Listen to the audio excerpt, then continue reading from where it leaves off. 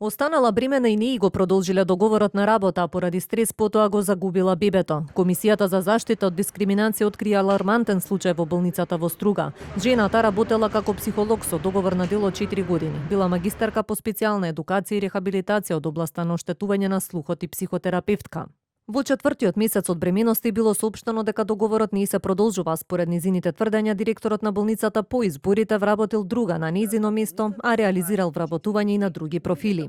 Според Комисијата за спречување и заштита од дискриминација, извршена е директна дискриминација на повеќе основи. Веќе наредната година на местото психолог се вработува друга господја.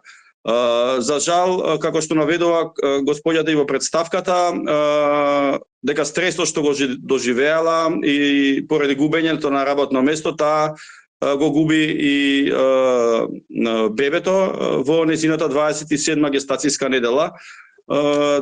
Така да, тука комисијата виде дека се работи за интерсекцијска дискриминација по основ на род, пол и бременост. Менаџментот на болницата негира дискриминација. Директорот Владимир Бунчевски вели дека вработината била ангажирана со договор на дело во определени периоди на конкурсот. Била примена друга кандидатка која била прворангирана на листата.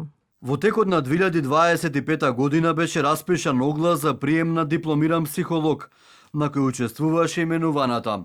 На истиот беше во постапка второрангираната. Одлука за прием се донесе за прворангираната, а одлуката не беше обжалена.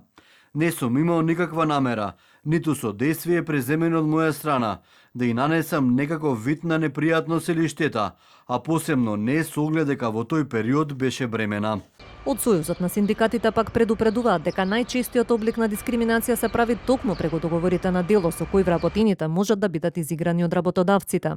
Сојузот на синдикатите на Македонија токму затоа зборува договорите на дело да не се злоупотребуваат од страна на работодавачите во јавниот сектор и токму затоа бара договорот за вработување на определено време а биде исклучок, а правило да биде договорот за вработување на неопределено време, имајќи во предвид дека најчестиот облик на дискриминација, како што веќе наведовте и вие, е злоупотребата преку договорите на дело, работниците да бидат изигрувани, да работат за најчесто ниски износи на некаков паричен надоместок за извршување на некаква работа, а ги извршуваат работните задачи како да се во редовен работен однос, имаат исти права, обврски и одговорности на крајот на краиштата. Комисијата за заштита од дискриминација доставила препораки до здравствената установа, но нема законска надлежност да наложи да се врати жената на работното место. Сепак оттаму велат дека со потврдата за дискриминација сега таа има основа да покрене тужба и да бара правда пред судот.